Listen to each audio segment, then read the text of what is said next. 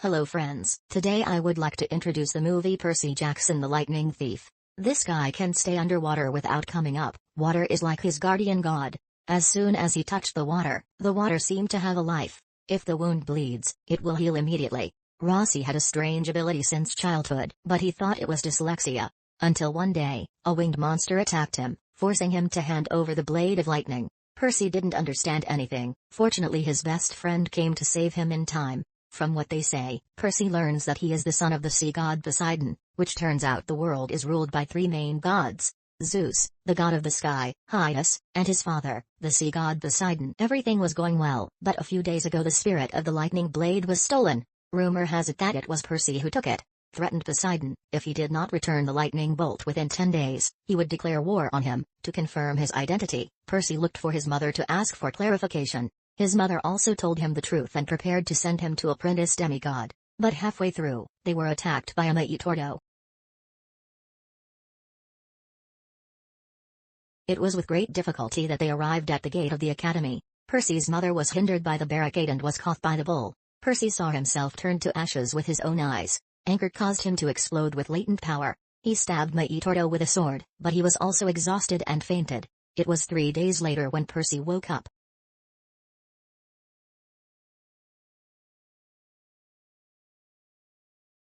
Seeing his friend Glover, Percy realized that all of this was not a dream.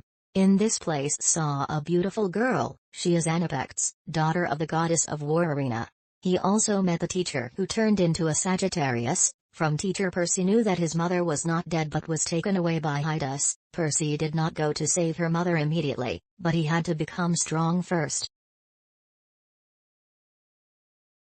During a training session, Percy had to fight Anapex, but Percy was no match for Anapex. Soon he was wounded all over his body, while everyone was laughing at him. An eerie sound reached his ears. Percy told him to come near the water. Percy dragged his wounded body slowly to the river bank. When he put his hand in the water slowly followed his hand and ran to the wounds. The wound also healed in the blink of an eye, and the whole body suddenly filled with strength. Everyone was dumbfounded. Percy also successfully defeated Anapex with that power, and Percy also captured Anapex's heart. During the evening party, Percy was surrounded by a group of girls. At this time, Anapex stood out to chase away a few minor characters. While the two were chatting happily, the campfire next to them flared up violently. Then it turned into a fire demon. The campfire burned. A demon suddenly appeared. That was Heidus, the god of hell.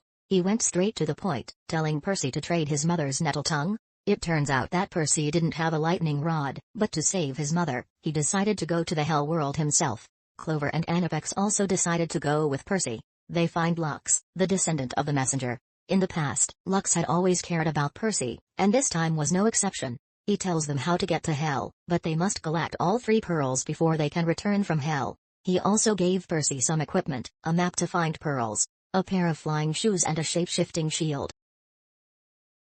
And so the trio hit the road.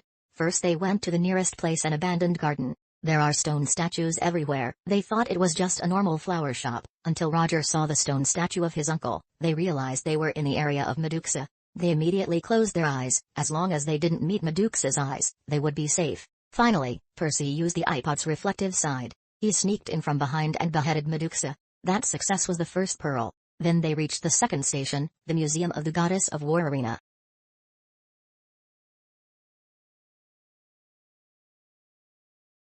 The trio knocked out the staff and easily got the second buffalo leg, but they couldn't run when they were stopped by 5 tall security guards. Then he transformed into a giant dragon with 9 heads. It frantically spewed fire at them. Percy used his shield to stop him. Unexpectedly, the fire was so hot, Percy's hand was almost cooked. Watching the dragon slowly approach, in a critical moment, Percy awakened the divine power in his body. He raised his hand, the water pipe suddenly burst. The water flow slowly formed a dense wall of water. Percy also took this opportunity to leave there. Unexpectedly, the donkey from the giant dragon was too hot. The wall immediately evaporated. The dragon attacked them again. Fortunately, Glover was quick. The leader of Medusa raised it, showed it death eyes. The giant dragon instantly turned into a stone head. The sight was quite beautiful. They rushed to the 3rd station. This is a casino. As soon as they entered the door, the waitresses brought the food to the trio to eat without any precaution. Immediately they became euphoric, all immersed unhelpfully. They had completely forgotten their purpose in coming here, until 3 days later, again, that eerie voice reached Percy's ears, waking him up. He hastily woke you up. They messed up the casino.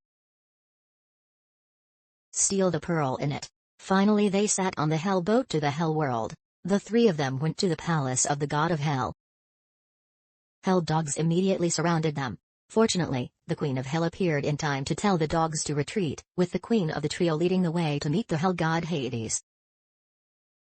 Grover looked at this uncle a little suspiciously. Hades immediately appeared in his body, still the same cute appearance as before. Percy hastily explained to Hades, he didn't steal the lightning blade, but Hades didn't believe it. He angrily smashed the ball. The ground slowly smoked and coalesced into Percy's mother, and Percy hurriedly threw his shield and ran to hug her. Unexpectedly, the lightning blade was hidden in the shield. This is what Lux gave them.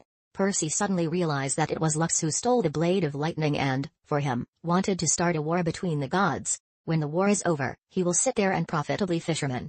After obtaining the blade of lightning, Hades did not intend to spare Percy. He released the hell dog to prepare to throw the trio into the abyss. The queen suddenly snatched the blade of lightning, striking a bolt of lightning at Hades. Hades had a dream and did not expect the queen to betray him. After the queen liberated the trio, she gave Percy the lightning blade and agreed to let him leave. But after saving his mother, Percy only had 3 green buffalo legs to leave. There was still one person who couldn't leave here. So Grover stood up to let the other 3 return to the human world. When they entered Olympus, Lux suddenly appeared to stop them. Percy was about to tell him to stop, but Lux didn't listen at all. He defeated Percy in the blink of an eye and stole the lightning blade. Lux went to the highest place to prepare to attack the humans. When Percy put on his flying shoes and rushed towards Lux, he then fought Lux in midair. Percy looked for an opportunity to kick Lux, when the lightning was also stolen by Percy, but the arm was destroyed by Lux. Percy fell on the roof. Lux picked up a blade of lightning to prepare for the final attack on Percy. Percy woke up once again. The water tank beside him suddenly exploded. The water gathered around Percy. He raised his arms. All the water rushed towards Lux. Percy had fully grasped the power of the sea god in his body. He turned the water into a trident to attack Lux from afar. He finally returns the lightning blade to Zeus, and explains what he's been through. Zeus also declares an end to the war. Percy finally gets to meet his father. It turns out that Zeus ordered the gods not to allowed to contact me in the mortal world. Percy said goodbye to his mother and returned to his demigod apprenticeship. He has a happy life with Anna Best. The movie ends here. If you like it, please leave a comment below.